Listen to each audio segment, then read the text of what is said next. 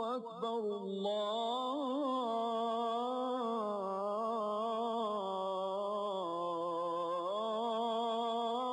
الله أكبر الله أكبر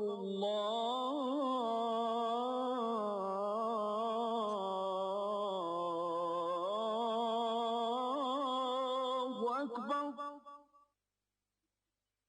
أشهد أن لا إله إلا الله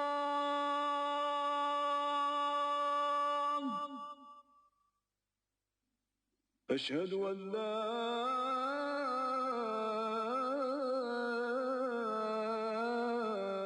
إله إلا الله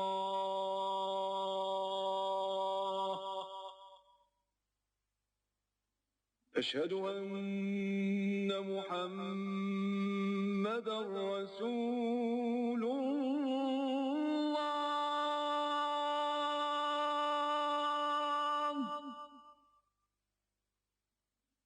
أشهد أن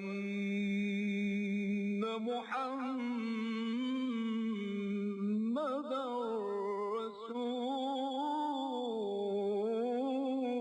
رسول الله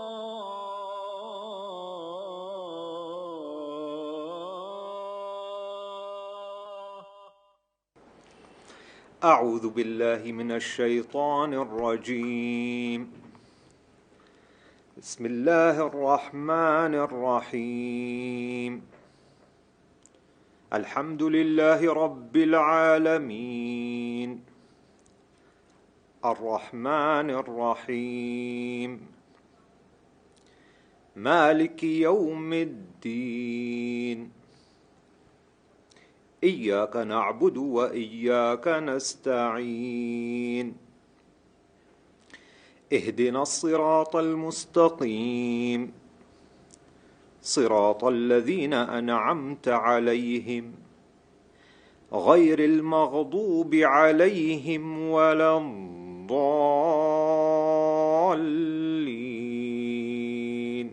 آمين.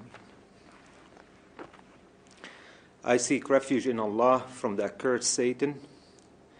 In the name of Allah, the Beneficent, the Merciful. Praise be to Allah, the Lord of the worlds, the Beneficent, the Merciful. Honor of the Day of Judgment. You alone we worship, and you alone we seek for help. Lead us onto the straight path, the path of those whom you have blessed, not of those who earned your anger, nor of those who have gone astray. Sadaqallah al-Azim. Ladies and gentlemen, I welcome you to the first academic session of the round table with Dr. Israr Ahmed. I would say it's a rare occasion which provides us an opportunity for hearing Dr. Israr's thoughts. And it's unique in the sense that you people have come mainly from the West, mainly America, England and Turkey, though Turkey is not part of the European community. The credit for this goes to Brother Ibrahim Abdurabi, whose brainchild is this. And Dr. Israr Ahmed is working on different lines. He has been to states and to the West several times, and his ideas based on Qur'an and Hadith are well received. It has an intellectual dimension, but he is an activist. He wants to integrate knowledge with action. He is not a man of cool and detached academic interests. Rather, he is an activist in the real sense of the word. He is my elder brother.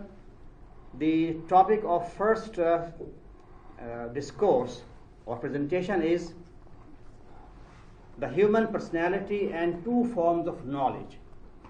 I request Dr. Israr Ahmed to please go ahead with his presentation. أحمده وأصلي على رسوله الكريم أما بعد فأعوذ بالله من الشيطان الرجيم بسم الله الرحمن الرحيم رب اشرح لي صدري ويسر لي أمري واحلل عقدة من لساني يفقهوا قولي. I praise Allah and send my salutations and blessings to Muhammad, his apostle and prophet.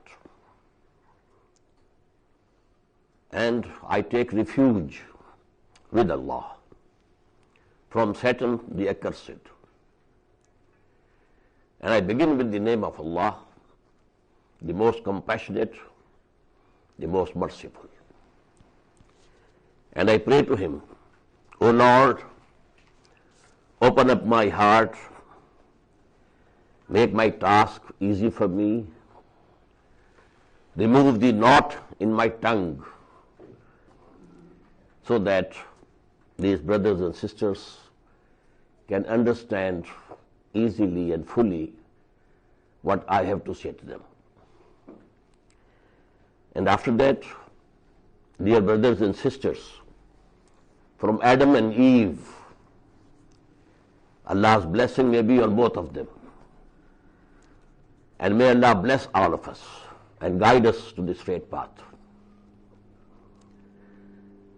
In the very beginning, I must and do thank you from the depths of my heart that you have taken out time from your busy schedules and undertaken a very long and tiresome journey.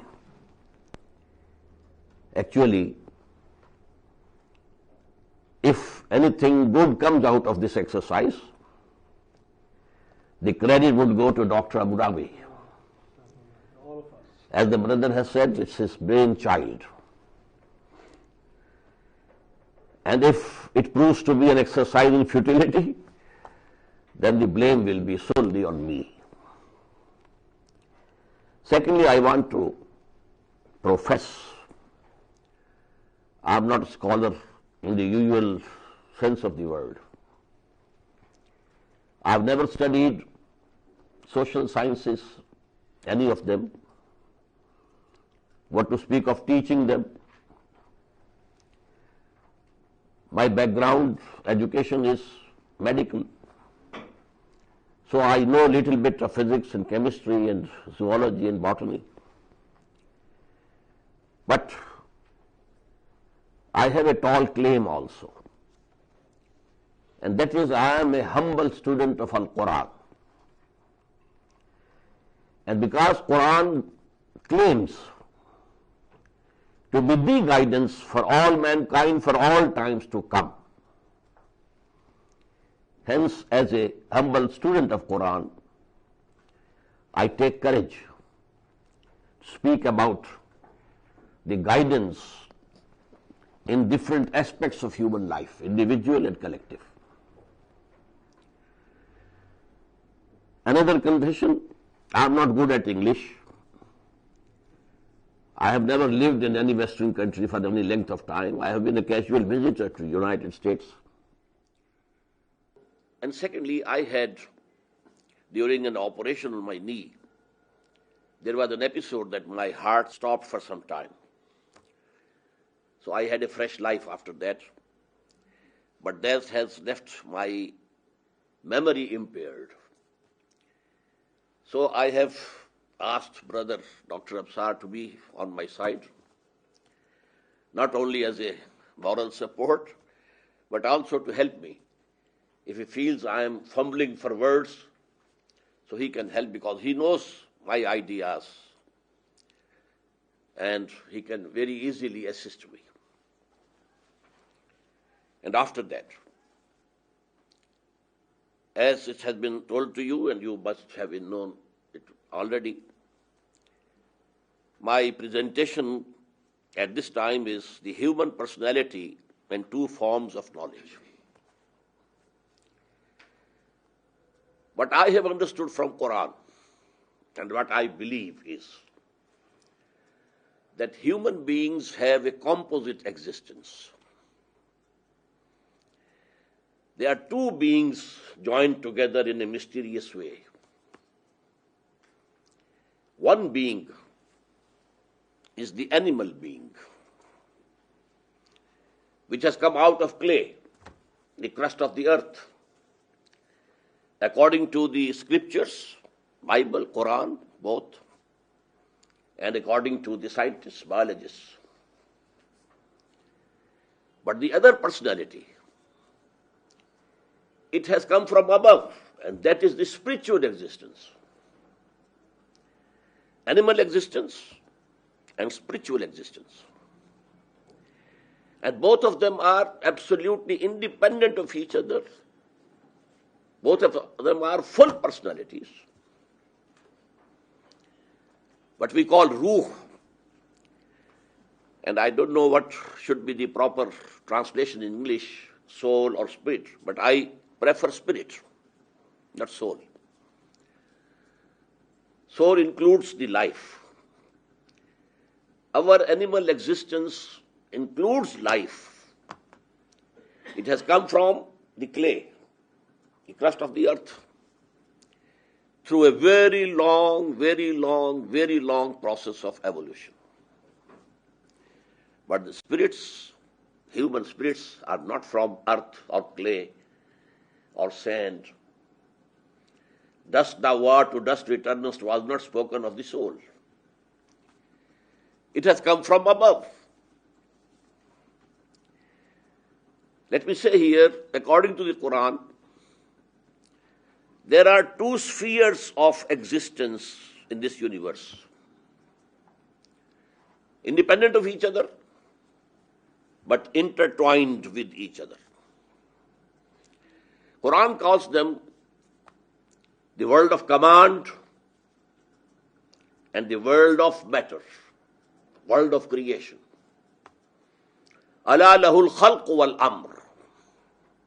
Amr means command, and khalq is the creation. This amr, in that sphere of amr,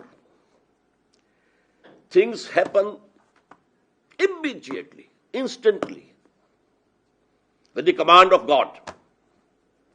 And the command is kun, be, and it is, it becomes.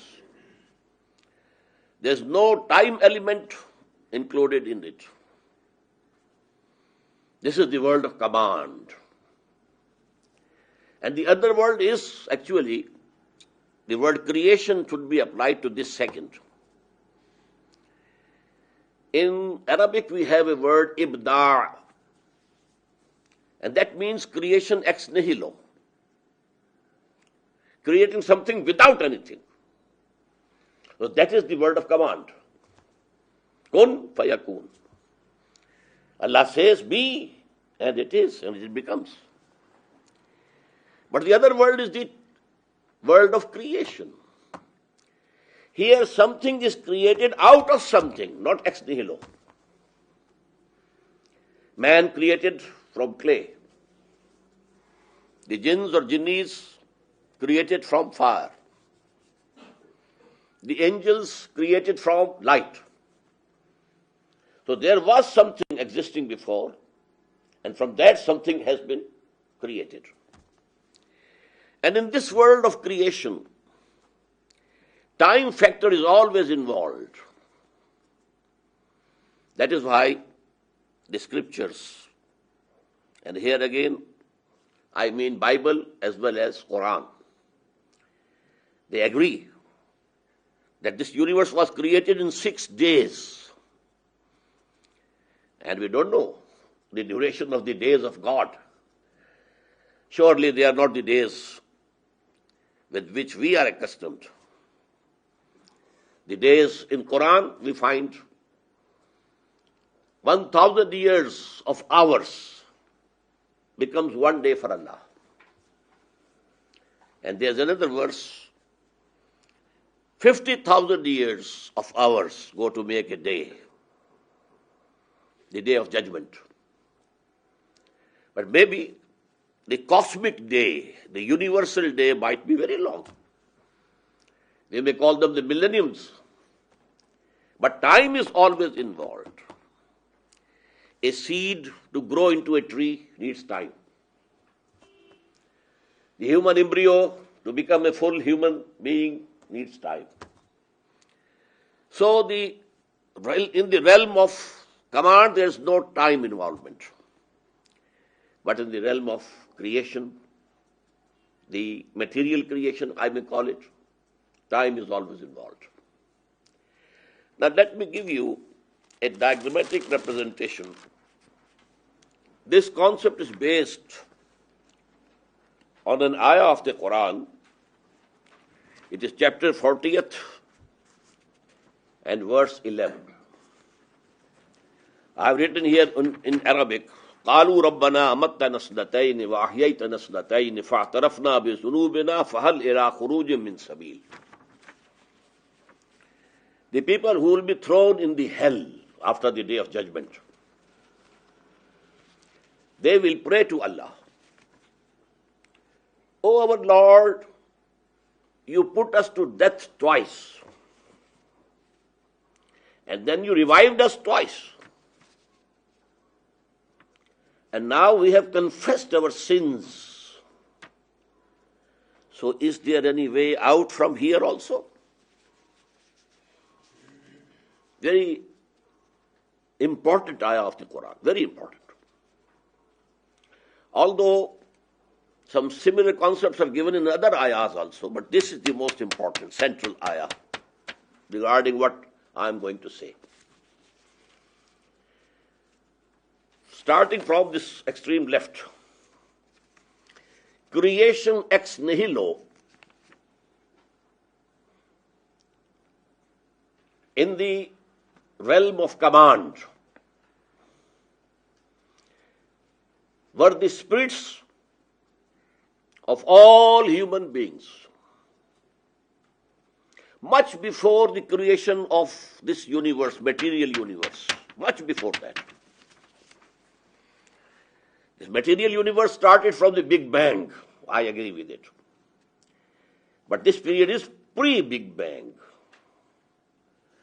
The command, the big command of God, kun, it took the form of light. Subtle light, without any heat, without any motion. And from this light were created the angels and the human spirits, all human beings from the first Adam till the last son of Adam. These R.A.A. In Hadith we find the words, Al-Arwahu Junudum Mujannada. They were like armies, all human beings. The spirits of all human beings were created at that time. And all the angels were created. Still, the time and space complex had not split. Time was not there. You may call it absolute time. No serial time was present at that time. And there was no motion in that light, subtle light, no heat. And from this light were created, as I have told you, all the human spirits as well all the angels. And this is, the bold line. This was our first life, as spirits only, no bodies. But then, during this life, Allah took the covenant from those spirits of human beings. Alastu bi rabbikum? Qalu bala. This is in Qur'an, chapter 7 and ayah 171. Alastu bi rabbikum? Am I not your Lord? And all of us, all the spirits of all the human beings, from Adam till the last human being who will be there before the end of this world, they said in one voice, why not? You are our Lord. This was the first covenant taken from the spirits of human beings by their Lord and Creator Allah. But then they were put to sleep. This was the first death, put to sleep. We may say, put in some cold storage. And that was the first death that we experienced before coming to this world. And now, after the Big Bang started, the material world. And this Big Bang was another kun, big kun. Here let me quote from the Gospel according to St. John. In the beginning, there was Word. And the Word was with God.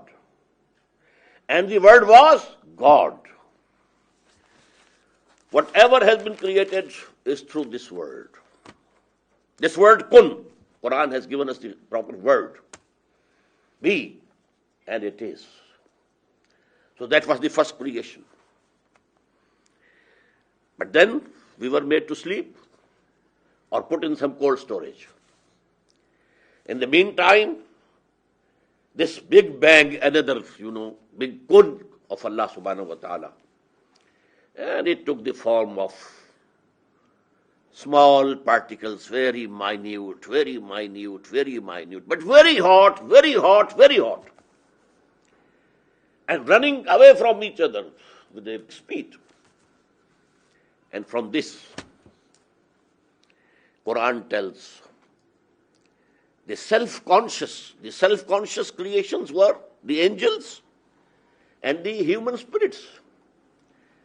Now, another self-conscious creation, and that is of the jinns or the jinnis, I think you call it. And Qur'an tells they were created out of fire. That was after the Big Bang of the physicists.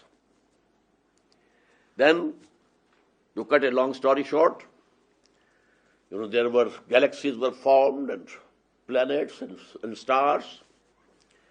And then some planets started to cool down. Our planet Earth cooled down, there was crust, and gases came out of it.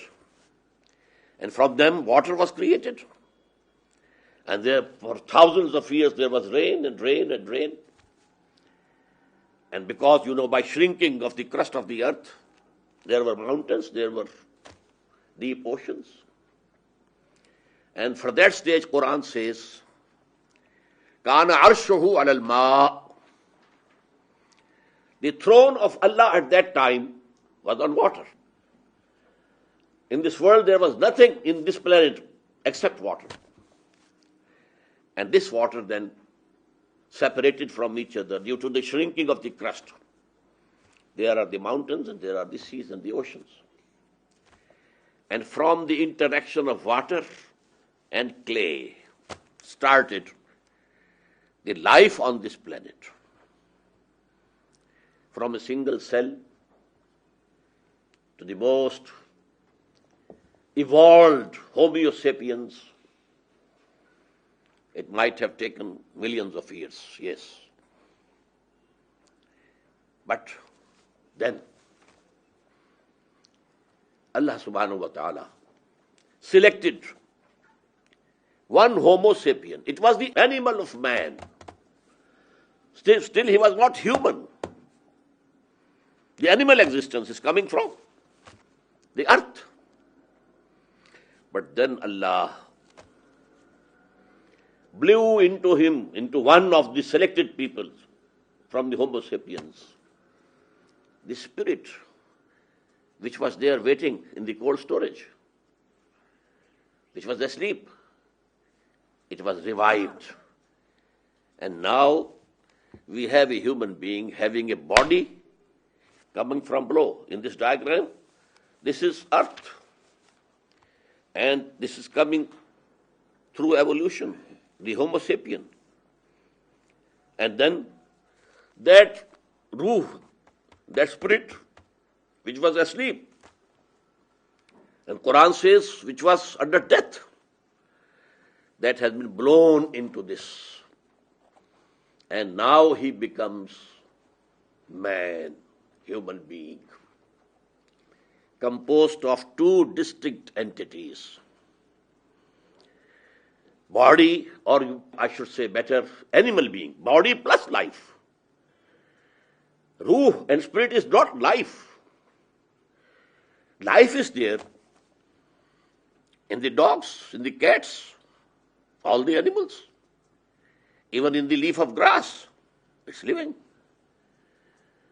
So life is something else. And that spirit of God, we find it in Qur'an at two places. Very clear terms.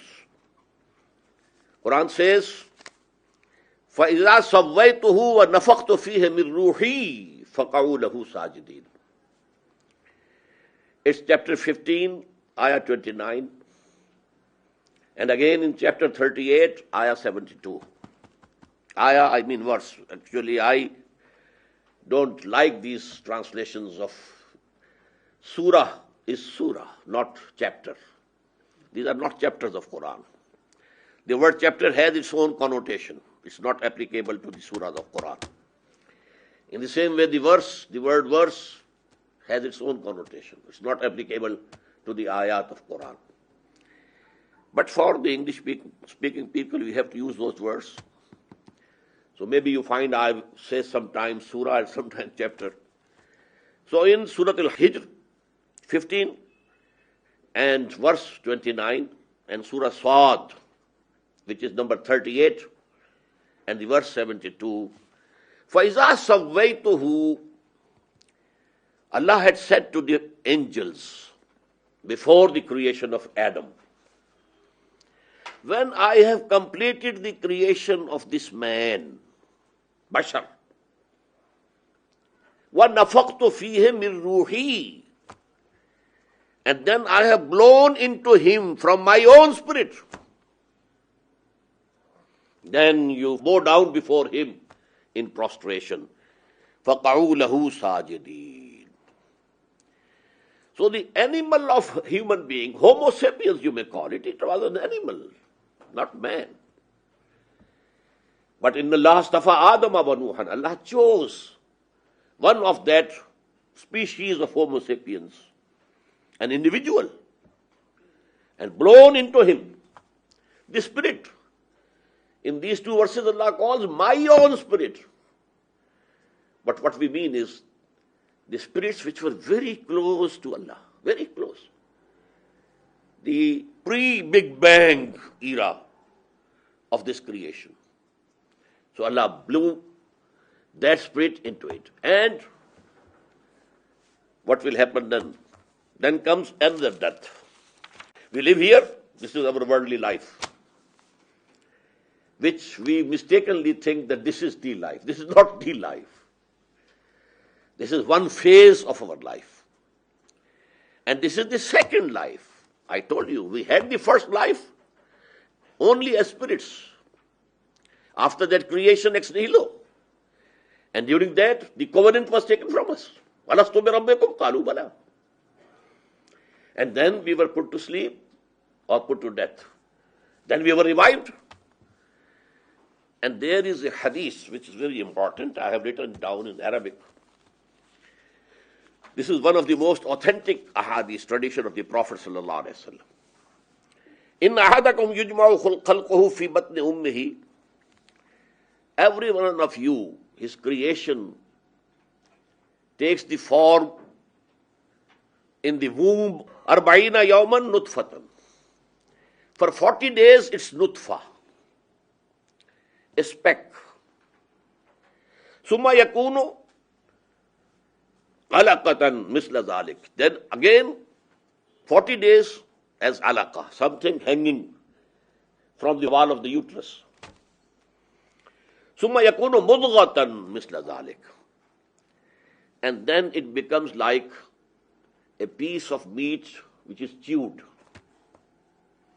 So these go to make 40 plus 40 plus 40, 120 days in the womb.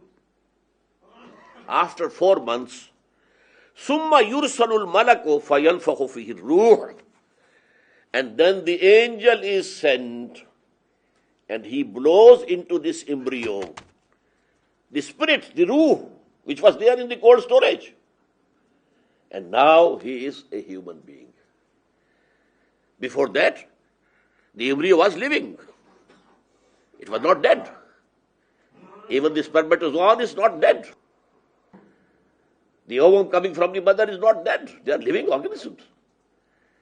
And for these 120 days, it was living, but it was animal existence only.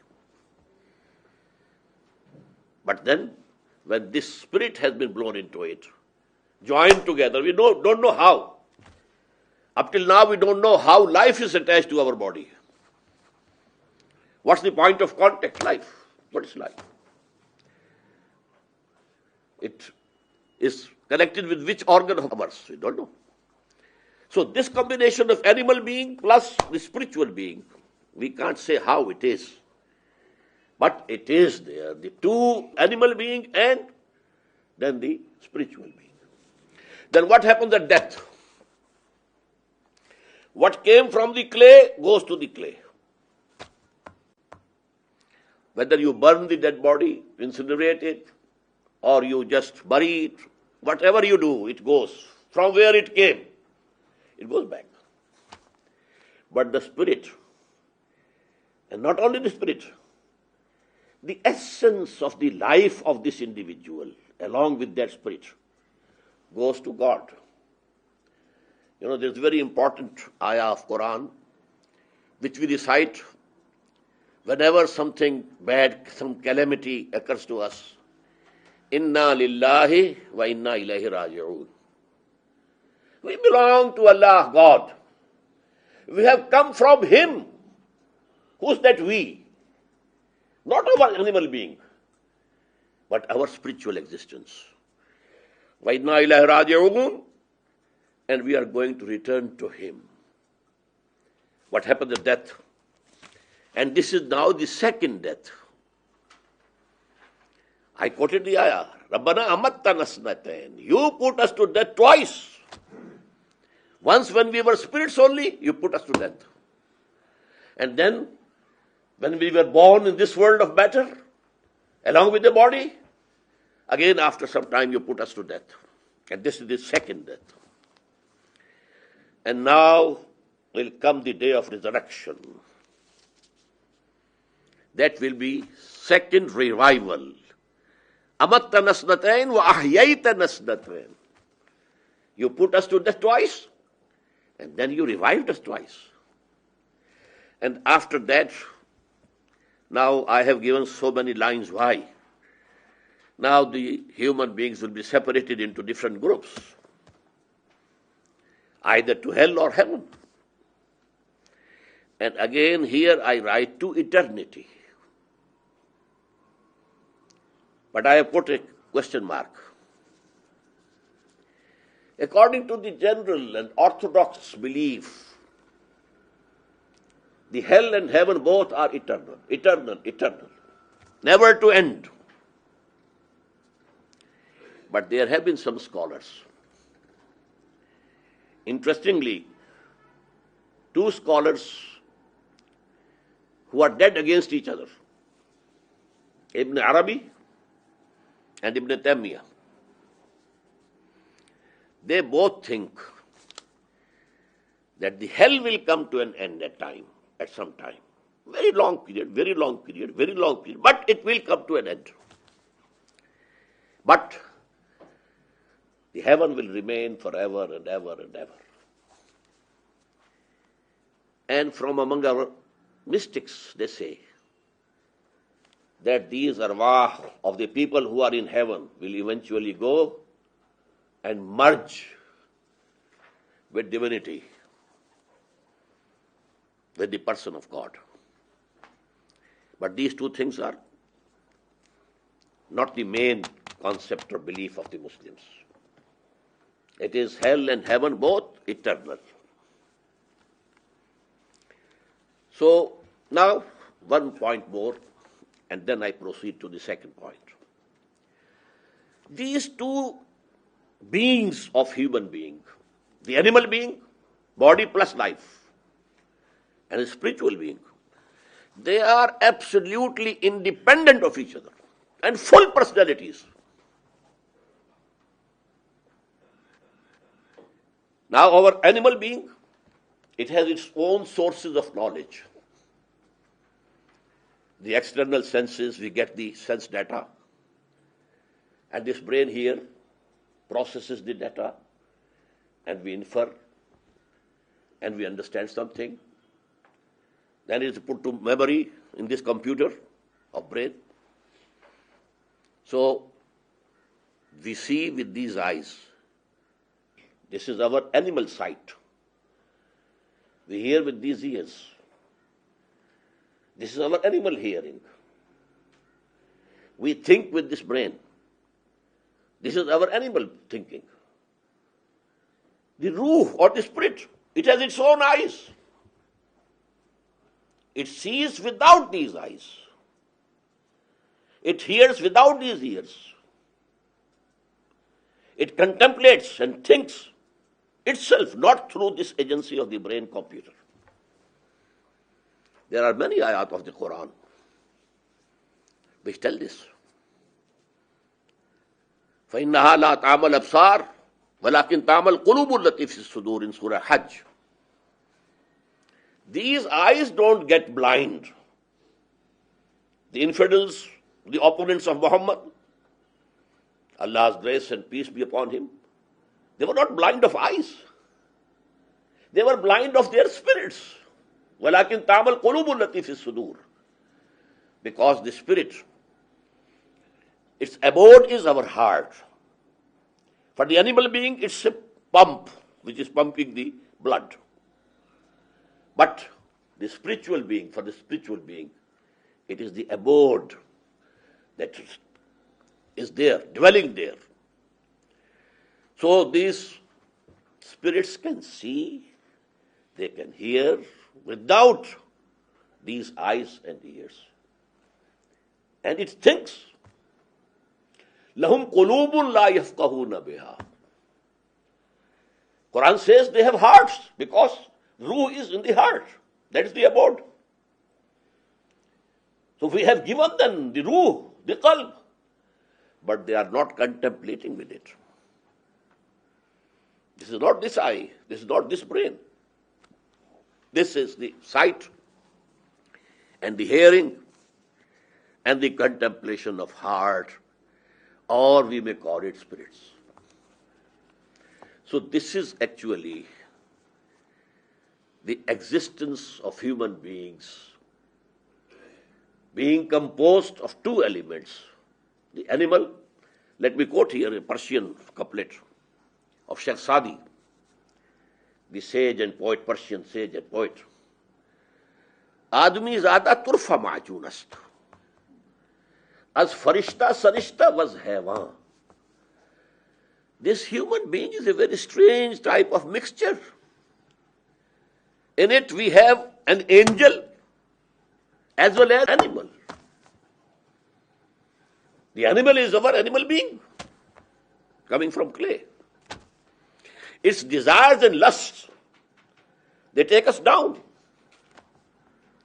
But the ruh, spiritual being, came from God, and it wants to be nearer and nearer and nearer to God.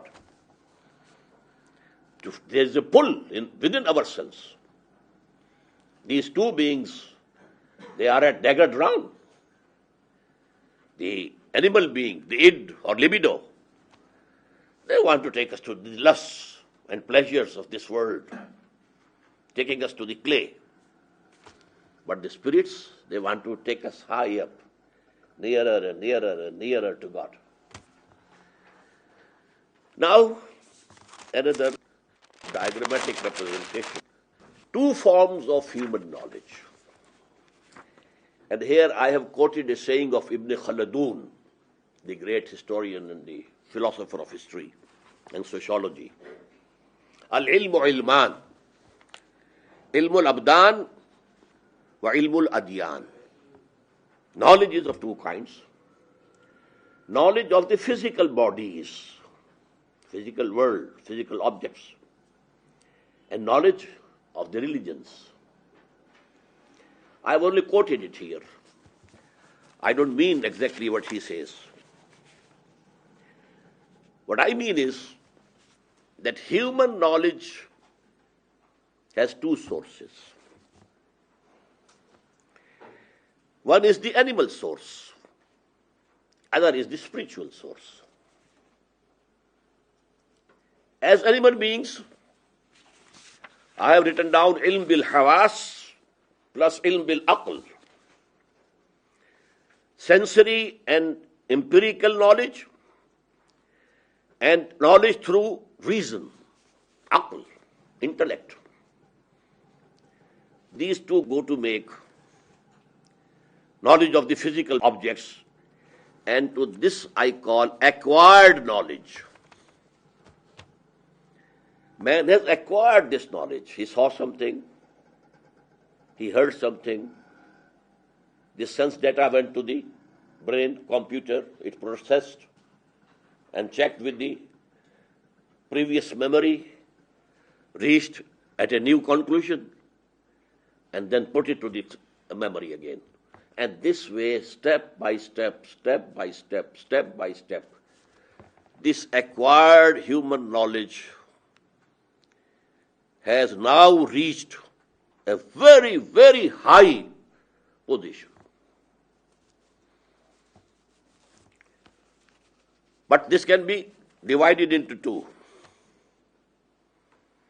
Names of the objects, knowledge of the physical bodies,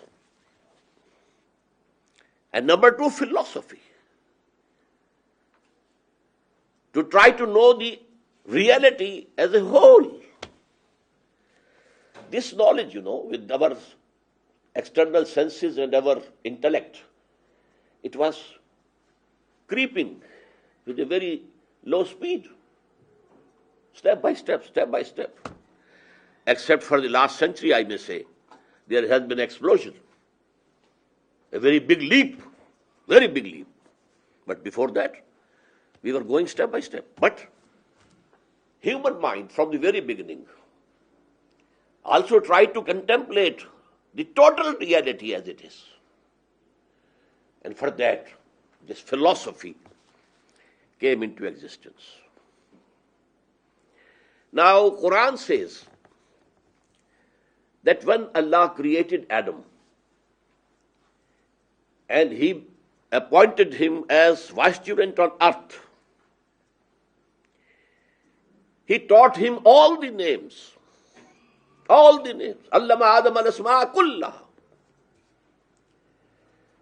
There are more than one explanations of these words of the Qur'an, but popularly, and I believe in it, it means the knowledge of the material objects. Total knowledge was given, endowed to Adam. And then it exfoliated step by step. Potentially it was given to Adam. Just like, a seed contains the whole plant or the whole tree in it, potentially. But then it slowly comes up. 2 leaves appear and then go on, it becomes a full tree. So this is the exfoliation of that knowledge of all names which was given to Adam in the very beginning. Allama Adam al-asma kullaha. This is the knowledge of the name which we have now acquired through our faculties of inna sam'a wal basara wal fuad. Sam'a, basar, and this computer, brain computer, which processes the sense data. Through this we were creeping. Whosoever saw for the first time a rock fell on another rock, and there was a spark of fire. Whoa! And then he tried himself. A rock striking against the other rock, and there was fire. So fire was invented. First form of energy that human being invented it. He must have been a very big inventor. Very big inventor. There was no form of energy before that. And so on and so forth. So this is Allama Adam al-Asma'a kullaha. Main field of this knowledge is science, physical sciences. Philosophy is not the main field, but it was a necessity with the human beings to have some idea of what is this universe. Who am I? Where from I've come? Where I'm going? What is knowledge? What is evil? What is good? We should know. So this was the urge due to which the philosophers, the sages, they contemplated. And we have different forms of philosophies and ideologies, and etc., etc. On the other side is the given knowledge, revealed knowledge. This is not earned by man. This is not acquired by man. This cannot be got by any person through his own will. No. It is bestowed by God. And the purpose of this is guidance. Guidance. You should remain on the straight path. Don't go astray. You will find, at every step, the path is bifurcating. One is going to the right, the other is going to the left. Which way should I go? So this guidance. And in Qur'an, in the same 4th section of Surah Al-Baqarah, Surah 2, section 4. In the beginning is mentioned Allama Adam al-Asma'a kullaha. And in the end, فَإِمَّا يَاتِيَنَّكُم مِّنِّي هُدًى فَمَن تَبِعَ هُدَايَ فَلَا خَوْفٌ عَلَيْهِمْ وَلَا هُمْ يَحْزَنُونَ. Go and take charge of the earth. Now you were created as vicegerent on this earth. But know it, my guidance will be coming to you from time to time. Whenever my guidance comes to you, whosoever follows that guidance, he will have no reason to grieve or sorrow or fear. But whosoever will deny our ayat, our guidance, they will be the people of hell. And there they will abide forever. So this second knowledge is knowledge of religious truths. Knowledge through heart and spirit. This knowledge is not through these ears. The revelation heard by the prophets was not through these ears. It was through the ears of the heart, the ruh. فَإِنَّهُ نَزَّلَهُ عَلَىٰ قَلْبِكَ. It goes directly to the heart. Not through the intervention of this ear, this animal ear or animal sight. No. It is knowledge through spirits or heart, because these two words are synonymous. Because that is the dwelling of spirit. Now these have two forms. One type of revelation, we call it, is protected. And it is immune from error and satanic influences. That is the wahi which came to the prophets. No satans, no jinnis, not even the animal self of the recipient of wahi, of revelation. His own animal instincts cannot indulge here. And this is verbal revelation, recorded in the scriptures, in the books. We believe in Torah, we believe in Bible, Gospel, we believe in Qur'an, and that is the last message, the final message, the most complete guidance for all times to come for the whole of humanity. So this is protected. Another form of wahi that we may call, this actually, the first one is, we call it wahi jali, very apparent or lightning wahi, which has been coming now because the institution of prophethood has come to an end in the person of Muhammad sallallahu alaihi wasallam, which used to come to the prophets. The other is inspiration. Inspiration. The first one comes through the angel, Archangel Gabriel. He has been bringing this revelation, prophetic revelation, to the chosen people from among mankind. Inna Allah astafa Adama wa Nuhan wa ala Ibrahim wa ala Imran ala al-alamin. Allah chose Adam and then Nuh and then Abraham and then the progeny of Abraham. And he has been sending his wahi through Archangel Gabriel to each one of them. This is the manifest, we may call it, wahi jali, very apparent, protected, and put in scriptures, in books.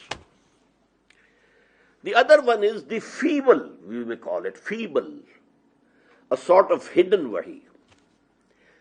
This is the inspiration that you get yourself, which we call ilham in Arabic. There's something comes from true dreams also. And this form of wahi is continuing till this date, and it will continue till the end of this world. But it is not protected. It can be influenced by satanic influences. It can be influenced by the subject thought of the person who has received it. There can be mistakes in the interpretation that the recipient is making of it. And this is open. This type of wahi comes to animals also. The bee, it got wahi from Allah. And non-prophets, mother of Moses, she got this type of wahi. Acting upon that, he put Moses in the river Nile, and so on and so forth. This type of revelation is continuing and will continue till the end of this world. But this type of revelation for the prophets is protected. Not only the wahi jali is protected, but for the prophet, this inspiration is also protected. No satanic influence can come to it. Now, what the jali and the apparent or the protected or the recorded wahi has given us. Now, it gives us, number one, laws and injunctions. The do's and the don'ts. And the first of the foremost were the commandments given to Moses. God's blessing and peace be upon him. The 10 commandments. The do's and don'ts. Do this, don't do this. Eat this, don't eat this. Drink this, don't drink this. So this is the most important part of the wahi jali, the apparent and the shining wahi, which has been preserved, which has been protected from satanic influences and preserved in the books. And second thing is the wisdom. The total wisdom, which gives the replies to the questions with which the philosophers have been grappling. Who you are? What is this universe? Did it come into being by itself, or there was some creator? If there was a creator, what are his attributes? Is he alone? Or he has assistants and subordinates and such, gods and goddesses? with the small g. With the capital G, the God has been one. In Hindu mythology, Mahadev is one. Mahadev. But Devis and Devtas are so many. In Arabia, Allah, the God, was one. But Aleha, they had their idols and they had their own concept of the Malaika, that they are also to be worshipped. So, this wisdom, and wisdom is again into two parts. The general wisdom, theoretical wisdom, the philosophical wisdom, and number two, the wisdom behind the commandments. Why this fasting has been made imperative upon you? It has a wisdom behind it. Why these 5 prayers a day? They have a wisdom behind them. Why all these things? So wisdom of the commandments and wisdom regarding the philosophical questions and quests of human beings. So they become close to metaphysics, philosophy, metaphysics. It has connection with the general and the wisdom of Iman or faith. And sociology comes together, the commandments regarding individual behavior and the guidance regarding the politico-socio-economic system that human beings should adopt and enforce. So these are the 2 kinds of knowledge. And they are based on my first submission. Man is composed of 2 beings. The animal being, the spiritual being. And it has 2 knowledges. The animal being is earning knowledge, acquiring knowledge, step by step. It has reached to unimaginable heights, What has happened, let me say a few words more, that's all. The tragedy of humanity at this time is that the whole focus of attention of humanity is on the acquired knowledge.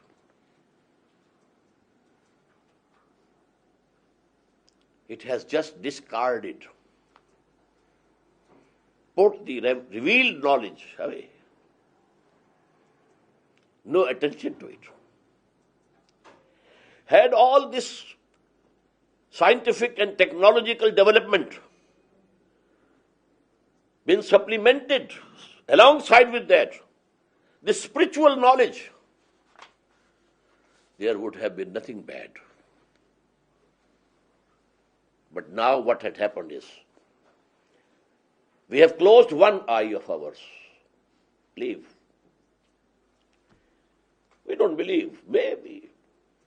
Can't say for sure that there is God. Maybe there is one. But the universe is very much here. We must apply our intellect to understand this universe. We can't say whether there is some human soul or spirit also. Maybe there is some. But the body is very much here. So we have to look after it. We can't say whether there is any life after death. We can't say. Maybe, but we can't say. But this life is here. It is real. So we have to focus our attention to this life. In this way, for those of you who know the word Dajjal and the Antichrist in the West, that big human catastrophe which is going to come, one-eyed Dajjal, according to our traditions. And that is one eye. Allah gave us 2 eyes. The spiritual knowledge and the material knowledge. We have closed one and opened the other to the extent, extreme extent. This is the calamity. Now our knowledge has become destructive. Humanity is fearful at any time. Any accidental war can start and which can wipe out life from this planet. The good old planet Earth. It can happen. Lastly, Allama Iqbal's philosophy is called the philosophy of self, khudi. One of his disciples, he asked him, what's the source of your philosophy? Is it from Nietzsche or Bergson or some other person? Sayyid Nazir Niazi was one of his disciples, so to say. Iqbal said to him, okay, come tomorrow at that time and I will dictate to you. He told us in one of our Qur'an conferences that I was very glad that the poet of the East will dictate to me the source of his philosophy of khudi, philosophy of self. So I went there very happily. But he said, take out Qur'an from that shelf. I became frustrated. I thought he will say, take out some history of philosophy book, Qur'an. And he said, that is Surah Al-Hashr, It is chapter number 59 and the ayah is 19. وَلَا تَكُونُوا كَالَّذِينَ نَسُوا اللَّهَ فَأَنْسَاهُمْ أَنفُسَهُمْ. Don't be like those who forgot Allah. And Allah, in return, made them forgetful from their own selves. وَلَا تَكُونُوا كَالَّذِينَ نَسُوا اللَّهَ. Don't become like those who forgot Allah.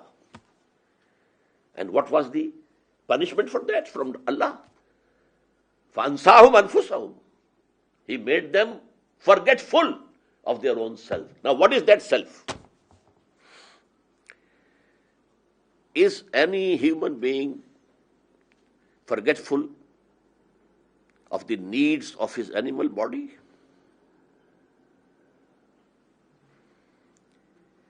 If there is some disease, we run to the doctors. We wash our bodies with soaps and so on and so forth. Who is forgetful of his body? His animal being. So what is that self which human beings forget, ignore? That is that spiritual self. And let me quote finally. We may call it a verse from Upanishad, the Hindu scripture. Very beautiful. Man in his ignorance, man in his ignorance identifies himself with the material sheets which encompass his real self. Real self is something else within you. And these are the material sheets, these bones and this flesh and this skin. These are the material sheets of that real sense hidden within you. But man in his ignorance identifies himself with the material sheets which encompass his real self. Thank you very much for the kind attention that you have given me. Ahmed.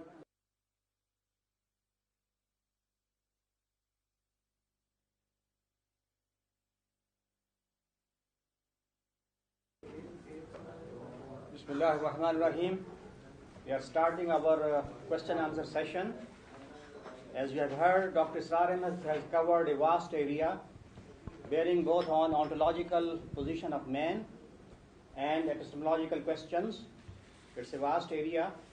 He has very briefly touched everything. And now it's your time to question him. I hope you will not needle him, because he is not a philosopher. He is a medical practitioner, switched over to spiritual healing, as I say generally. But of course, he is a scholar of Qur'an. He has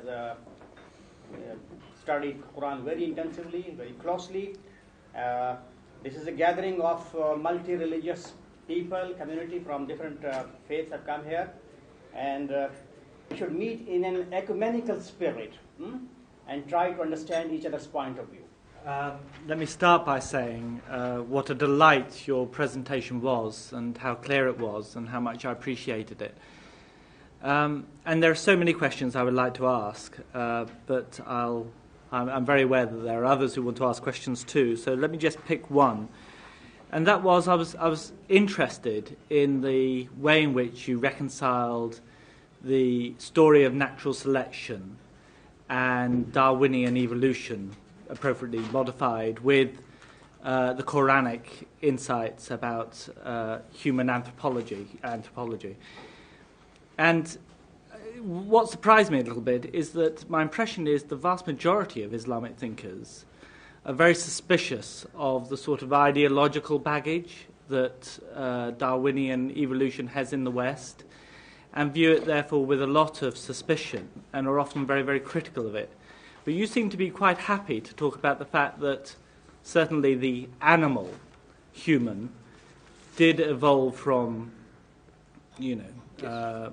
animals, and it was in some point in that process we were given a spirit. And how do you find that do you find you have a lot of sympathy in the Islamic world for these positions, or do you find that you are often criticized for them?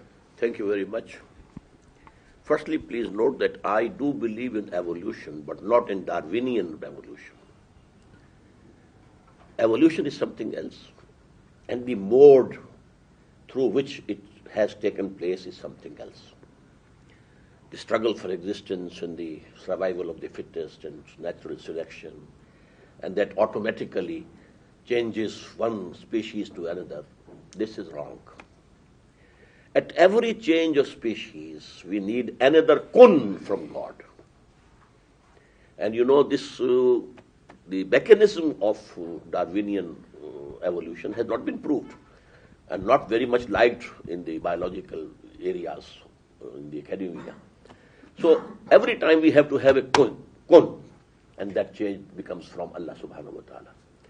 Now actually the damage that Darwinian evolution has done to humanity is because of the focus on the animal being only. Man is not an animal being only. He is a spiritual being also. And that is out from the discussions or studies or quest of the scholars. This spiritual existence has not come through evolution. It is direct from Allah, direct from God. So because this I said it is the calamity and the tragedy of modern mind, that we have just shut our eyes from that side. And now, if we are only animals, now we can follow animals. Animals don't discriminate between wife and mother and daughter. Why should we? They don't take the trouble of dressing. Why should we? This civilization has gone down to the animal level because the other aspects are absolutely out of sight. Now, whole sociology, whole thought is focused on the animal being. That's all. So that is the reason why Muslims don't agree with it. But if we have this idea, then these two things are separate. This animal being has come through evolution, but for every change in the species was due to another new fresh command from Allah subhanahu wa ta'ala. Kun. And so it has happened. Your interpretation of the origin and the birth and the development of the universe, it was very interesting. And I think very beautifully and logically you weave the creationism with evolution. I have a couple of questions. One is that you talked about three forms of creation: man, jinnis, and angels. What Three is forms of self-conscious creation. Yes. Okay. What is the qualitative difference between these three different forms of creations. And in your view, what different roles have been assigned to them, or what different capacities they have to perform these roles? The angels were created out of light, and they are, so to say, the civil service, we call it. They are implementing divine commands. They have no animal existence at all, no lusts, no desires, no id, no libido. But then, human beings, they have been blessed with spirits. But jinns don't have spirits. They are alive. They don't have spirits. Therefore, no revelation could come to them. Revelation only could come to the human beings because they have that apparatus, that ruh, that spirit within them which receives it. The antenna is there, they don't have it. So, vicegerent on earth is man. And he is the only creation of God in which both the worlds, the world of Amr and the world of Khalq, they have come together. Jinnis are only Khalq, not Amr. And the angels are Amr, no Khalq. And here, both have met together. The spirits belonging to the world of command and the animal being to the world of creation. I'm trying to relate here in this very interesting and for me very instructive exposition that you have made today, that the thought about the body itself, you I think also in some ways refer to as kapra, quoting Upanishad, I suppose, in a way that it's a covering, which is, I think, in a way the Sikhism looks at it. The kapra is, body is quoted, is named kapra quite often in the Guru Granth Sahib. And kapra, or the human incarnation, so to say, is the result of your karmas. Karmi ave kapra, nadri mokh dwar.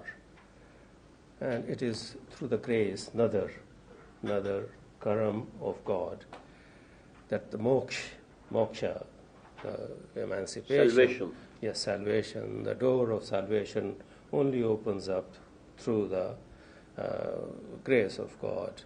But it is through your karma, through your doings, through your actions in your prior births, that you got this human body. And this human body is then considered as one of the greatest blessings which has been given to you, because it provides you the instrument, the sources of energy, as you said, the thinking, the intellect, the ability to reason, the ability to see, to comprehend, acquire knowledge, gyan, and then try and get closer to God. And the biggest suffering is, where we start or begin, is the suffering from being separated from God, the Atma, the spirit, being separated from God, the process of individuation. And in this process of individuation, the thing that comes up as the main obstacle in our ability to reunite with the eternal spirit is the so-called home, or which, once again, I go fully with you when you say that surah has to be called surah and not a chapter, because home, I think people have tried to translate it into I amness or id or ego, or I was even impressed by the use of word khudi by Allama Iqbal, And that is the big problem, that home dhirag rog hai. Home is the greatest malady. Daru bhi isma hai. Daru, the malady, Medicine. the remedy, also is in this. Because if there is God's grace, then it will put you on the right path. So what I was trying to figure out and understand is two aspects here. One is that how do we envisage, how do we sort of comprehend the role of the physical human body as such, and the role of our ability to make choices which has been given to us by God, in other words, human will, because that is where home comes in. So if you could elaborate on that for me. I'm thankful to you, brother, because you have given an exposition of your own, which is in consonance with what I have said. You have used the very correct word, instrument. This body is the instrument. Our ego or khudi or spiritual existence is the real existence. But it has to earn good deeds through this body, or it is earning hell for itself through this body. And this is actually like a horse you have to ride. So your khudi should be strong enough to control the horse, or it will throw you down on the ground. So both these things are necessary, and there is, the hadith of the Prophet, Inna li nafsika alayka haqqan. This body, animal body, has also rights upon you. You have to take care of it, everything. But don't think that you are only this body or animal being. Actually, your actual existence is a spiritual existence. What have been the reasons for the decline of the Islamic civilization with the basic characteristics that you have presented in your talk? Maybe you will address that in a later subject. But my main concern here in the question is that your talk includes a number, multiple layers of contradictions. That's to say, there's a contradiction or dualism within man that you talked about. But there's also another kind of contradiction or dualism outside of man, between perhaps different civilizations or philosophies or discourses. And since God is a central figure within the Abrahamic tradition, within Islam, it seems that at the end of the talk you were somewhat pessimistic about human destiny. Now, how come that God becomes absent here, although we are in so much need of God, in the presence of contradiction, civilization contradiction or human contradiction? How come that God does not interfere in order to restore that balance between the two entities that you spoke of? First of all, let me admit that this is global civilization, but it is, as its origin was Europe. It's European civilization which has engulfed the whole of the globe. Regarding the question, God doesn't intervene. He has created this world, bestowed human beings with faculties, and now it is for them to show خَلَقَ الْمَوْتَ وَالْحَيَاةَ لِيَبْلُوَكُمْ أَيُّكُمْ أَحْسَنُ عَمَلًا. Man is being tested over here.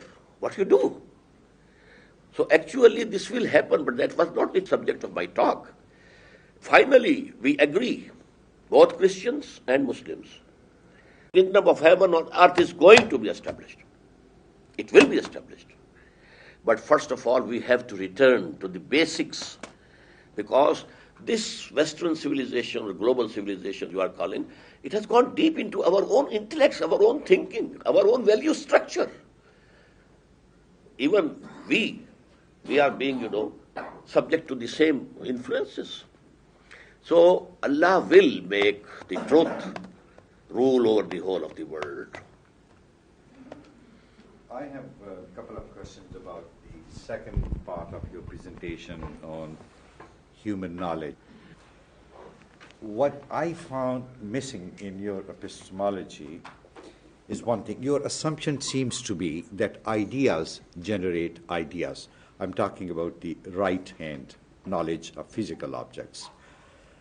In other words, the intellectual sphere is an autonomous sphere.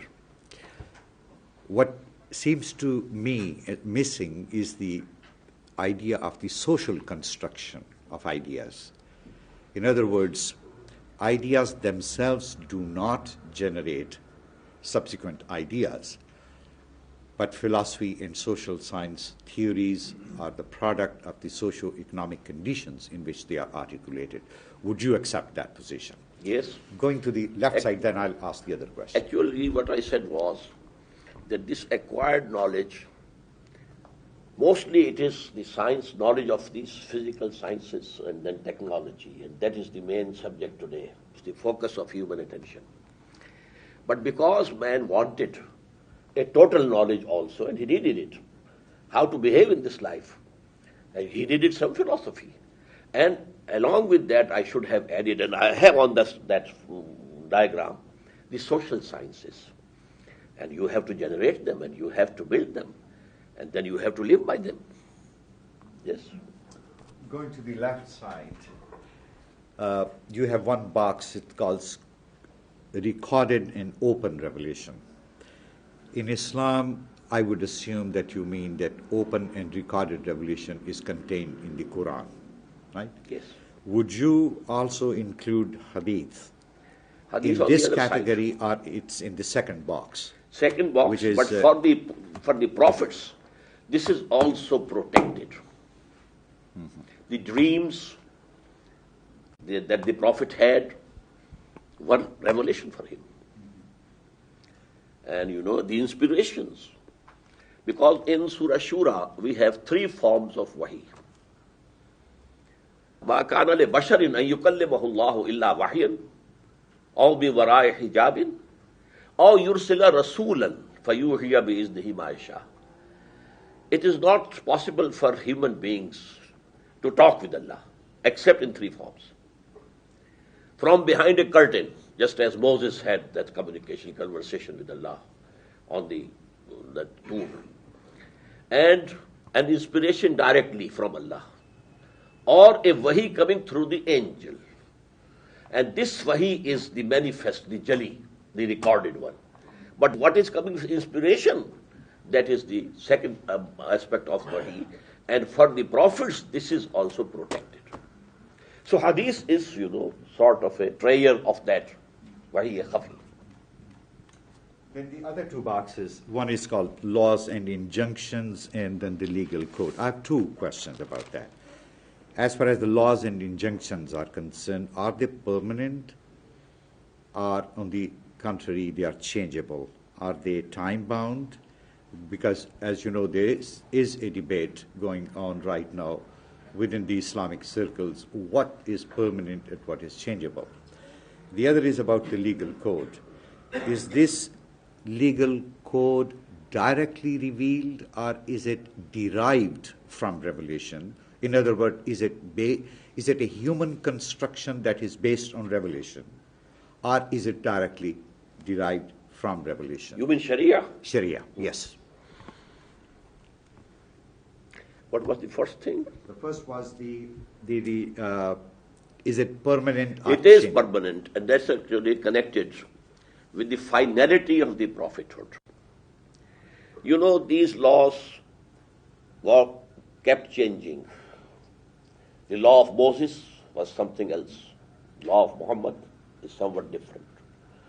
But when humanity reached its puberty regarding this intellect, then the final prophet came.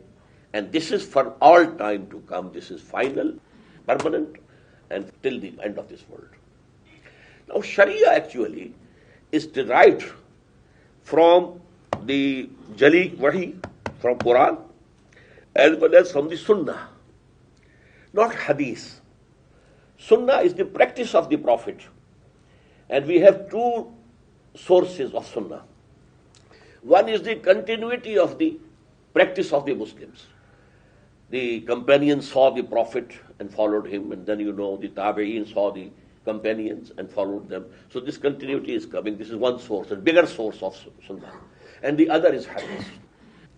So these are the two permanent sources of Islamic law, Sharia, Qur'an and Sunnah. But then there was ijtihad. Actually, I have to talk about this subject when I talk tomorrow about the political structure of Islam. So this ijtihad, that is in changing conditions. When we have new problems, then we have to make ijtihad, keeping ourselves within the parameters of Qur'an and Sunnah. But we have to frame further laws. So Sharia now has this third element also. And that is why we have Hanafi school and Shafi school, because they have their own judgments and ijtihad. And now Qur'an and Sunnah and ijtihad, they go to make one Sharia. I have a question. In fact, maybe I have misunderstood about the case of Talim Asma. Now, this Talim Asma is the name of the things which is on earth, or the names of the God? For us to understand God, to know God, because the basic thing that we have been sent to this world is to know God, to have knowledge of God.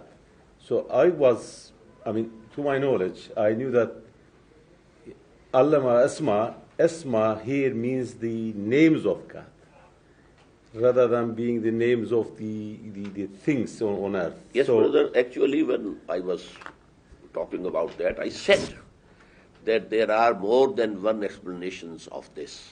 So one is which you are presenting. The other is that the asma and names of the prophets to come. That man has something good in him also, although he will make fasad and there will be bloodshed through these human beings. But you can see there will be Moses, there will be Jesus, there will be Muhammad sallallahu alaihi wasallam. So this is another opinion. But my opinion is the one which I have presented.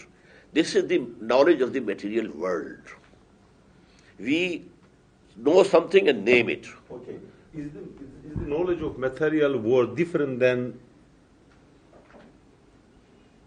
the asma of God, or attributes of God? When we think, because God, in fact, creates things, and then we know the things. No, this universe is, because this is connected with the evolution as well. Is the shadow of only one name, and that is Khaliq, Al-Mubdi', Al-Badi', that's all. But this universe has so many things that we have to know them and we have to name them. Every science has its own terminology. Unless you know that terminology, you can't understand their science. So I think this terminology and names of things. First, I'd like to also thank you for your presentation. Thank you very much. And now I'd like to follow Ibrahim's question and your answer to Ibrahim's question, which I think fits into some of the things that you said. If the collective we in this world, if we are going the wrong way, to use collective language, which has been emphasized here, if God is not going to and does not intend to intervene, if indeed, as you also said, we only have, again to use a colloquial language, voices in the wilderness who are advising us the other way, and we therefore cannot be, at this point, optimistic that the civilization's going the wrong way is going to change, then how can we expect the kingdom of God on earth to come about? When I said God doesn't intervene, I meant from beginning. The beginning has to be from human beings. They have to struggle. God has intervened by sending His prophets, His books, His guidance. That is also intervention. Now it is for the human beings to follow them and to strive to establish the kingdom of heaven on earth, the divine kingdom, the Islamic state. And that is our job. But when we are doing that, Allah will help us. God will help us. So that help will come. But without our own effort and endeavor, It is not going to come. He will not do it for us. We have to start, but then the help will come. But let me just press a little more, if I may. Again, how can we be optimistic given the present condition of the world that you described? How can we be optimistic that in the human struggle things are going to change? And if I go to the Islamic belief that the final prophet has come, well, then how can we be optimistic that we're going to have other prophets who are going to come to help us? We can't even expect that. Yes, no new prophet is to come.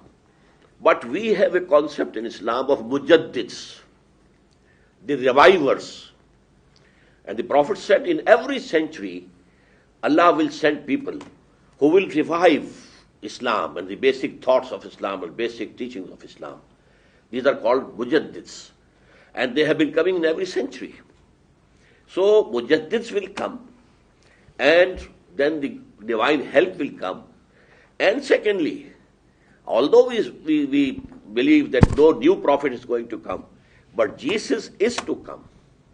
He has to come again. We believe, just like the Christian brothers, the second coming of Jesus. And through him, actually, this is going to be a global kingdom of heaven on earth. But it will start from among Muslims. At a critical juncture, when the Antichrist appears, we call him Dajjal, then Christ will come himself. He will descend. This is our belief. So that means that the human agency would be futile somewhat. Not futile, because but they will be crowned by something for help, and this will be another help. Mm-hmm. But first of all, in Arabia, these are the prophecies of the Prophet. An Islamic state will be established. And before that, an Islamic state will be established somewhere in Pakistan and Afghanistan.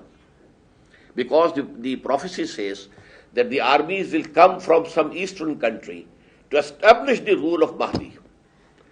يَخْرُجُ نَاسٌ مِنَ الْمَشْرِقِ يُعْتِئُونَ لِلْمَهْدِي يعني سُلْطَانَهُ. So this is going to be a human effort first of all, and then Allah will help. Mahdi will be the last mujaddid, and mujaddids have been coming. I have another question, which is of a general nature about the type of discourse that you have presented, which is not, of course, novel in Islamic theology.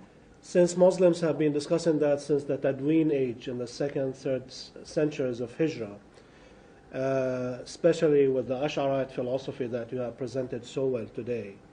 But there have been other types of philosophy within Islam, such as the Mu'tazilite philosophy, or perhaps Sufi philosophy and theology, and so on and so forth. And this is a historical fact, which I'm not going to dwell on very much. But what I'm concerned about is the type of education that we have in South Asia nowadays, the type of Islamic education that has been commonly referred to as madrasa system. And the madrasa system is based primarily, perhaps, on the type of theological discourse that you have presented.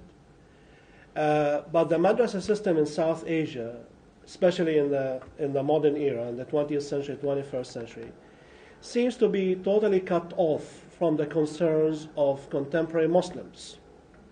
Although there is that balance in a normative way between the physical and the spiritual that you have talked about.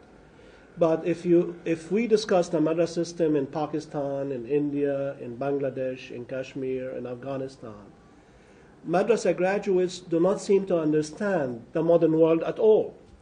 They don't even seem to understand such basic Islamic issues as social justice, as an example, Yes. since they have no knowledge of the major problems of capitalism and the capitalist civilization, which has become global. And therefore, the question is, if we believe that the normative discourse that you have presented is the correct discourse, but in actuality it is cut off from life, it is alienated from life, then the question is, how can we establish bridges between this discourse and the contemporary needs of the Muslim world? Actually, this madrasa system was devised to produce legal experts of Islam and the magistrates and judges on the Muslim governments. It has some relation with hadith, but mainly it is fiqh. So actually, we should say this is out of the context, it's gone away. Now we are producing only Maulvis who can lead prayers in the mosques, who can give you fatwa about very small things, that's all. Because when Islam or Muslims degenerated, Islam didn't remain a deen, it became a mazhab. Now, if the Britishers were ruling over here, that law was the British law, civil code, penal code, and so forth. What was the job of the Muslim ulama? Leading prayers and teaching people how to say prayer and how to keep fast, and that's all. And this part of our society has become accustomed to this part of deen only, and that is mazhab and not Islam. And they are not very much concerned with Qur'an. So we have to bring about and establish an educational system based primarily on Qur'an. So you're saying that the ulama in, let's say, Pakistani society are not concerned about the Quran? I think that is not included in their courses. Very small part of Quran is included in their courses. They are more concerned with hadith and fiqh. I think that there is a larger question about the status of the ulama in contemporary Muslim societies, specifically in South Asia. And from what you're saying, that the ulama are facing a major crisis. Actually, what happened in terms of their own Islamic when ideas. the Britishers came to India, now because a civilization, a military power with a scientific background, so we were so much obsessed with it that the ulama, they decided to go to the corners. They thought we can't, have a confrontation with this civilization as this knowledge. So they content them to corners so that at least name of Allah, name of Muhammad, and name of Islam can be preserved. And that is why, in India and Pakistan, Islam, at least as a religion, is very forceful. Not as a deen, not as a system, social system of life, and just social order, no. So are we saying that the modern Muslim states that have come after colonialism have failed in retraining Muslim ulama in an Islamic way? Yes, definitely, I agree. Because actually, after the end of colonialism, so to say, it has not ended up till now, but so to say, the end of colonialism, the people who came to helm of affairs and the helm of affairs rulers, they were all trained by our colonial masters. They were brainwashed. They were they had accepted the Western civilization. And they are ruling. So actually, the colonial rulers are ruling till today by proxy. But we have an example of Iran where the ulama are in power. Yes. If we look at the Muslim scene in the contemporary. That's the only exception. And that was actually a political movement was hijacked by the ulama. So the Shiites are better than us. They have proved that they have more power and endurance and the spirit of sacrifice. And this tragedy of Karbala has persisted in their hearts. So this, to lay down, the virtue of laying down your life, it is within their bones. What I do see here is a very altruistic underlying theme of the emancipation of the whole mankind as a part of the evolution or the development through the development of the individuals. And I'm trying to relate this to a pluralistic setting. And I'm wondering that how would we conceptualize or envisage such a process taking place? Would it be only through the acceptance of this, or would it be through a process of bringing the various thoughts together and somewhere emphasize and find a paradigm which really moves the humanity forward, the totality of humanity forward?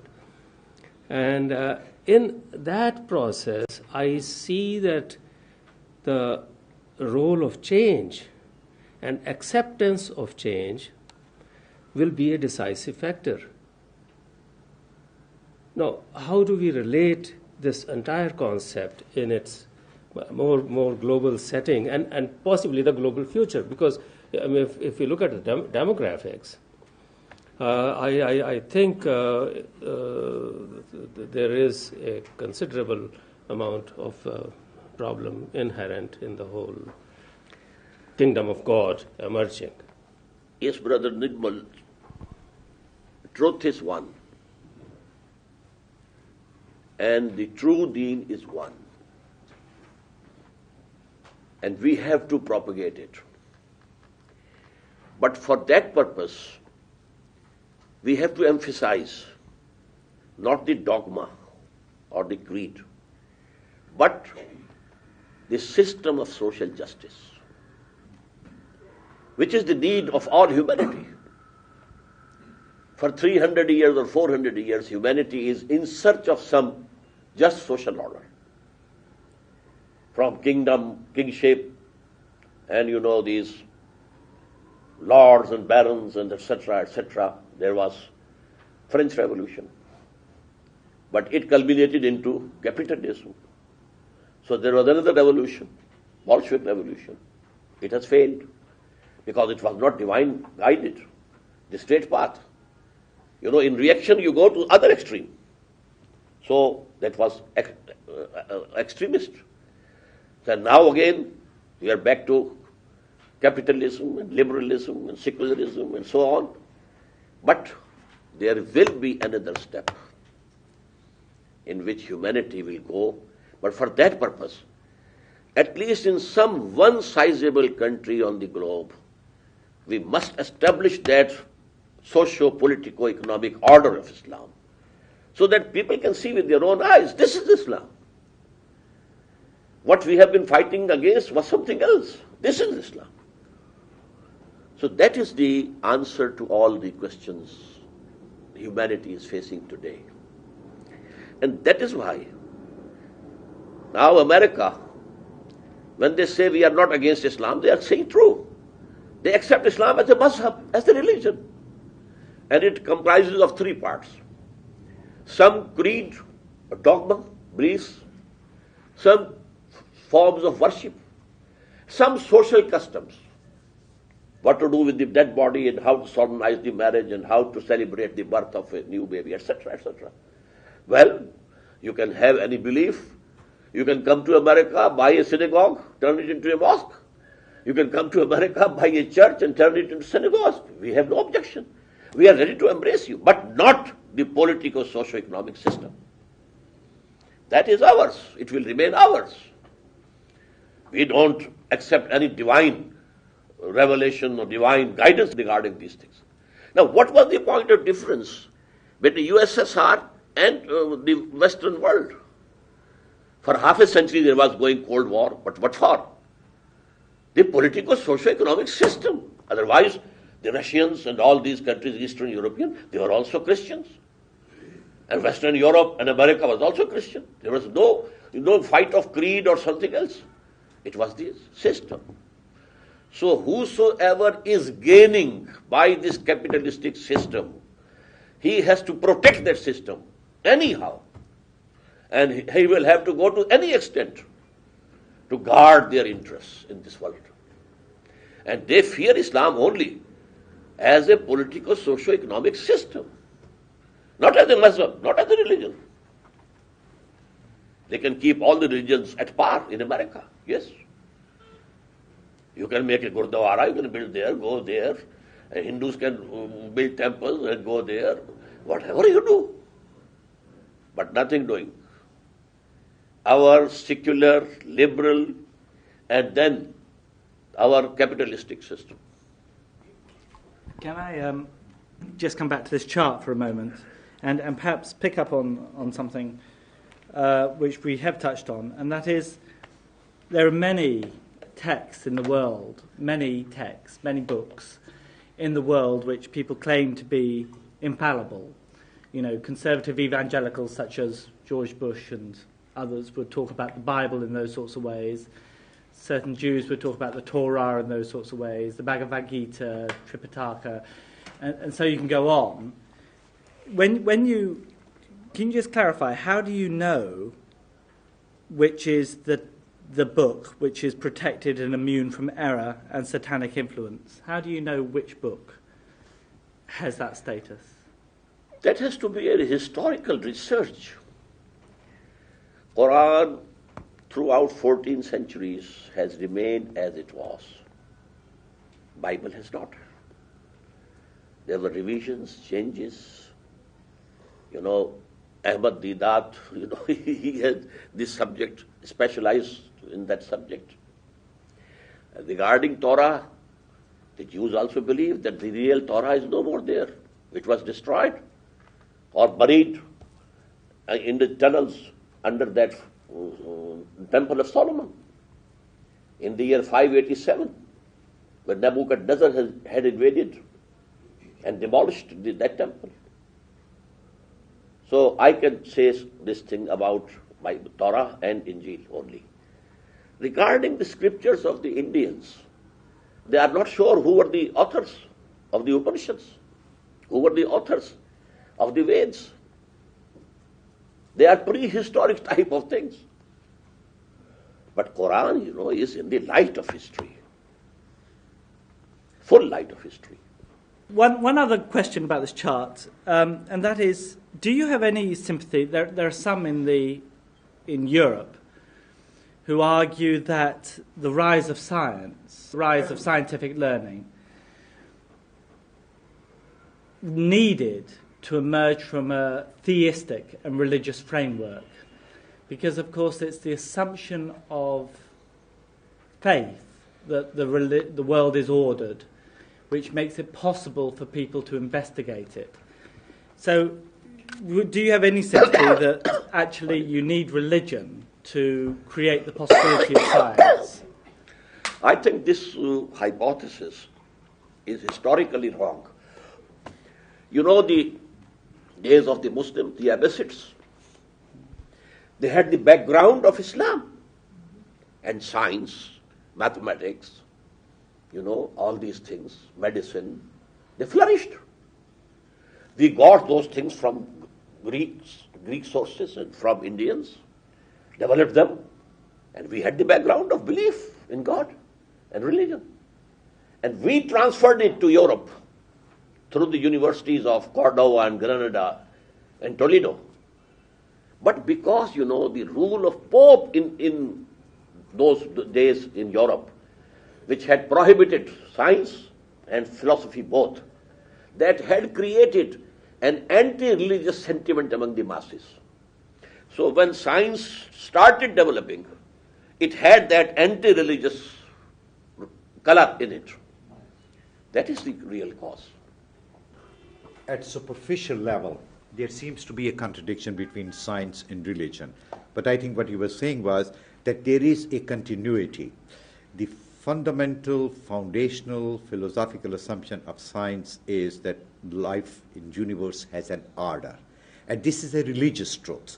So science built on that metaphysical idea and tried to find out the nature of order in the universe. So all the developments in philosophy of science, particularly in physics, and I think Dr. Abdul Salam had this notion, and he was hammering it again and again, that whatever developments in modern physics are taking place, they are fundamentally derived from the notion of order that we inherited from religion. So that was probably, Yes, is that true? that's exactly right, yeah. So in that sense, there is no inherent contradiction between science and religion. But I want to go back to... But I never said Sure. there is contradiction. These are two things side by side. I never said there is contradiction. There's a difference between saying side by side and saying that Yes, say. it's built on that. There is a continuity. There is a qualitative linkage between the two. No, but only one truth, that there is order in this universe, doesn't go to make it religion. The belief in one God, creator, that is the basis of it. And he is the guider to the right path. That's why modern physics is going to the idea of trying to find a unified principle in the universe. Anyway, I want to go back to this whole, to the chart. That is the framework which is very lucidly articulated, and I really compliment you on that. My question is, you divide the human knowledge, what you call religious truth, into two categories: protected, which is immune from human error, that you describe as revelation, prophetic knowledge that we received from the prophets. And the other is the knowledge that we gain from intuition, dreams, illuminations, and ESP. And also, going to the right side of this chart, from knowledge from reason. My question is it possible to come up with a set of ideas independent from guidance from revelation that is capable of guiding us to the truth? Is it possible to reach the truth by sheer human reason? One. Secondly, is it also, when we say that the whole idea is to find the religious truth, is it possible to find this truth through several paths? For example, the whole idea of interfaith religious dialogue that is taking place in the West is that the fundamental religious reality is the same. And there are different paths, methods to find that truth. I'm not saying that it will not be subject to error, but I just want you to entertain the possibility, just the possibility, Of that there are certain other ways to find the truth, independent of prophetic guidance. actually, to know God, there are so many ways and paths. But to know the path, straight path, that is by revelation only. And this revelation has been coming time to time. فَإِمَّا يَأْتِيَنَّكُم مِّنِّي هُدًى. And according to the mental or intellectual development of humanity as a whole, there was a development in that also, till it reached its zenith in the person of Muhammad sallallahu alaihi wasallam. So we have to accept for the right path this revelation which has been given by Allah for the humanity, whole of humanity, for all times to come. As you know, that Qur'an says, وَمَا أَرْسَلْنَاكَ إِلَّا كَافَّةً لِلنَّاسِ بَشِيرًا وَنَذِيرًا. He is the only prophet who claimed that I have been sent for the whole of humanity. Even Jesus said, I have come to find the search of the lost sheep of the house of Israel. And Qur'an says, all prophets came for their own nations only. إِلَىٰ عَادٍ أَخَاهُمْ هُودًا وَإِلَىٰ مَدْيَنَ أَخَاهُمْ صَالِحًا, etc., etc. He is the only one who says, I have been sent for the whole of humanity. So you do not that I can live a moral life on the basis of secular ethics? Yes, you can live. It will be basic human morality. Basic human morality. To speak the truth, not to deceive anyone, not to rob, not to steal. These are things which Qur'an says they have been imbued in human nature. Alhamaha fujuraha wa taqwaha. This nafs, it has been imbued with this. But the path, straight path, what to do, what not to do, that is something else. That comes from the prophethood. What would you say is the hope for us Christians and Jews in your view of the future? the final shape of humanity is going to be Islam. When Jesus Christ comes, he will say, I was not crucified. This crucifixion is a fiction. And I had told you that the law of Moses will remain. So Christianity and Islam, they will merge together into one religion under the leadership of Jesus. Because according to the Quranic philosophy, whenever a messenger was sent to any community, if that community as a whole rejected him, it was annihilated. This happened to the people of Noah. This happened to the cities of Sodom and Gomorrah. And this happened to the people of Ad. They are not mentioned in Bible, but in Quran. They were ancient Arabian nations. Samud, to the people of Shu'aib. Then, Pharaoh and his armies were drowned because they didn't accept Moses as their prophet. Jesus came as the messenger for Jews. And Jews as a whole didn't accept him. But Judaism does contain the idea of the Messiah is Judaic. So Judaism, in a theological sense, does not deny the phenomenon of the Messiah. And throughout history, and I'm talking about modern history, there have been a number of messiahs who have claimed that position.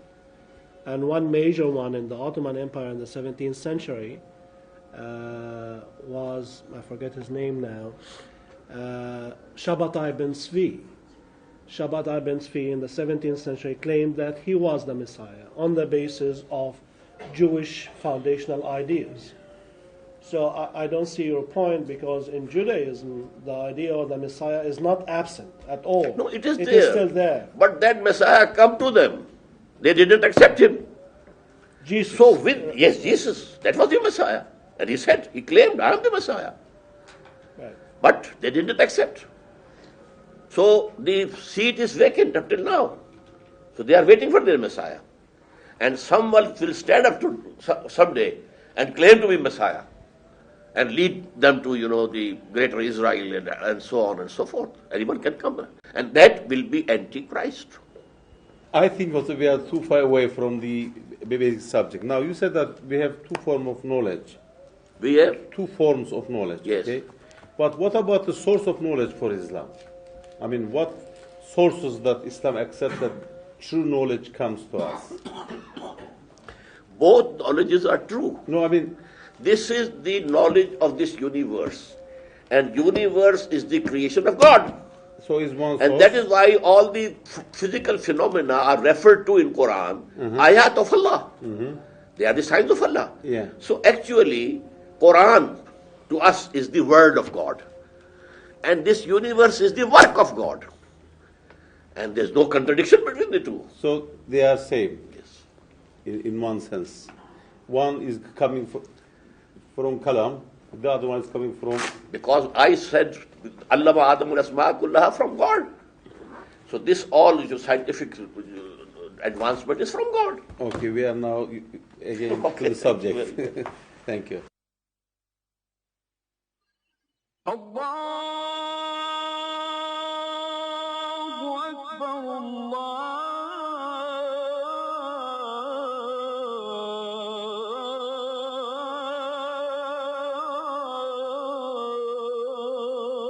أكبر